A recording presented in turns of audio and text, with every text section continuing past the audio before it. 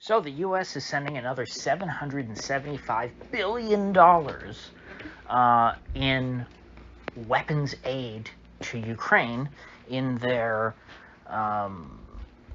feckless, well, perhaps that's too mean of a term, let's say futile war in defense, against the Russian invasion, the Ruski hordes that have been pouring across their border for a good number of months now. Never mind that the United States did everything that they could to make sure that this did turn into a hot war. I think that you could fairly argue that U.S. foreign policy leading up to this current Russo-Ukrainian war was intended only to enrich the military-industrial complex, because the actions of the Biden administration leading up to the Ukrainian war, honestly, their actions don't make any sense in any other context unless you look at it from the perspective of what is good for the arms dealers. Because just as with lawfare, the only winners are the lawyers. In warfare, traditional, conventional warfare, the only winners are the arms dealers. I just saw Northrop Grumman's stock is up something like 27% since the war started. Now, part of that could also just be stock market fluctuations in general. This is a pretty volatile period for the stock market. In my opinion, we've peaked. I don't expect that this rally is going to continue to make new all-time highs, but that's a topic for another day. But if you look at it in totality now, Zero Hedge has tallied up $9 billion now in Ukraine weapons aid.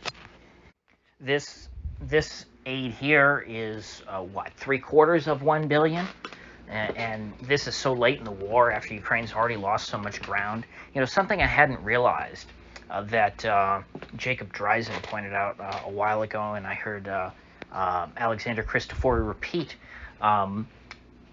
which is amazing to think about, is that the Ukrainians have not mounted a counteroffensive since 2015.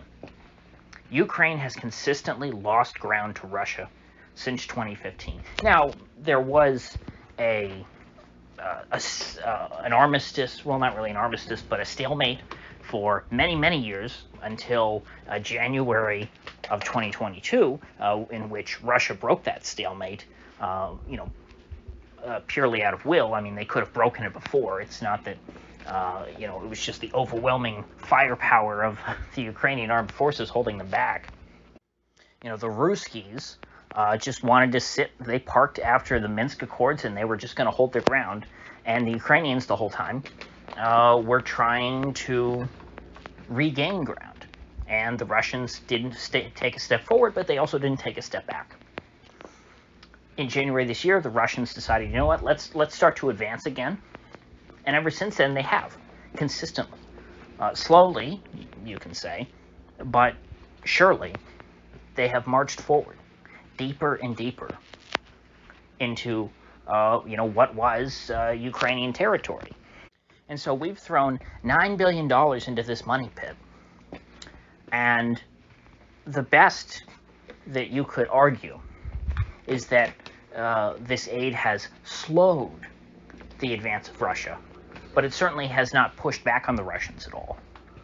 It has not led to Ukraine regaining any of its lost territories. Ukraine continues to lose more and more land, and these lost oblasts in time, it appears, one by one, will hold referenda to decide if they want to become a part of the Russian Federation. Now, I would expect those referenda to only go one way. You can argue that each of these oblasts, which have been seized and are currently occupied by Russian troops, will vote to join Russia because they are under duress. But I think you could just as easily argue that they will vote to join Russia because they fear going back to Ukraine now that essentially living under Russian occupation and surviving in and of itself has been declared treason by the Ukrainians. They passed a law, I don't know if I even talked about it on this channel, which completely, goes against basic tenets of human rights in labeling anyone who accepts Russian aid, meaning food. These people are collaborationists, according to Ukraine, and collaborationism will be punished, after the war by, I think, up to 15 years in prison. So in Ukraine, they believe that if you're under Russian occupation, you should just starve. If the Russians offer you food, you turn it down, and you should just wither away and die and add to the number of casualties so that Ukraine can argue, oh my gosh, look, the Russians, they starved these people. It's the Holodomor 2.0. I'm guessing that's the play here. So if I am a Ukrainian, even if I identify as a Ukrainian ethnically, and I identify with, the Ukrainian flag and all these things, and even maybe if I think Stepan Bandera, he's a pretty good guy. I might not totally agree with his politics, but let's say I think he's pretty good. I'm speaking hypothetically, by the way. I don't actually like Stepan Bandera. Seems like a pretty nasty figure.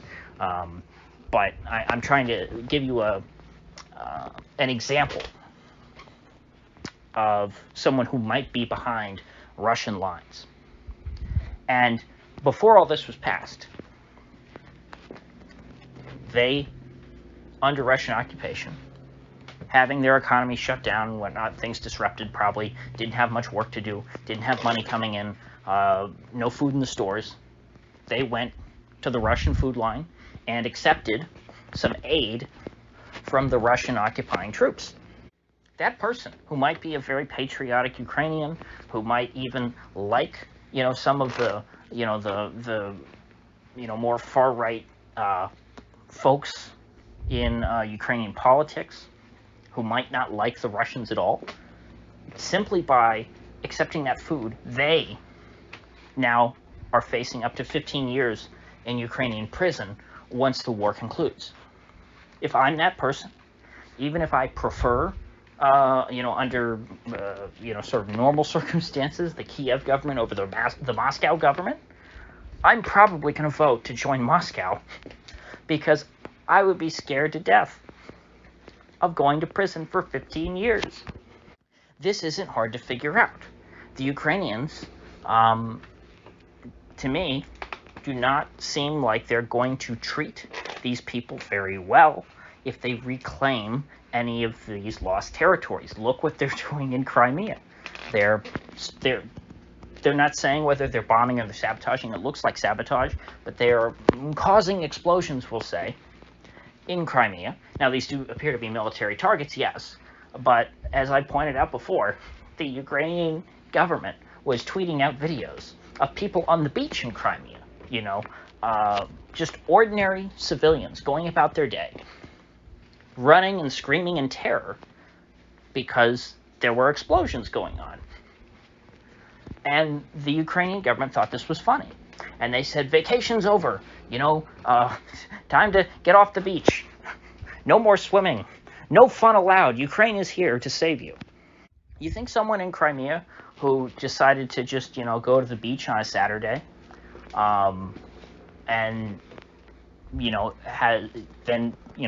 there were bombs going off around them and the Ukrainian government starts making fun of them, do you think that person is going to want to be under the thumb of Kiev? Or do you think they might prefer Moscow, given that experience? Moscow's way of taking over Crimea was to just stand there. They already had a base there. They just walked out and they said, you know what? This is going to be a part of Russia now. And that was that. There weren't bombs going off and people running in terror on the beach. Life just sort of went along as it did before. But the Ukrainians, in trying to supposedly take back Crimea and liberate these people from Russian oppression, are terrorizing civilians.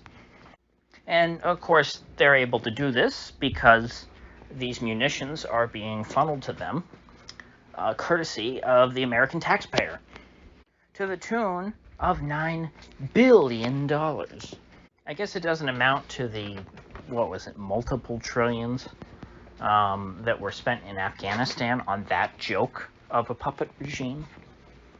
But I think that the pace of the Ukraine war, which people call slow, but compare it to Afghanistan, this is supersonic. This is a war that's taking place over a matter of months rather than decades. And no matter how much money is thrown at them, they can't regain even 1 square mile of territory.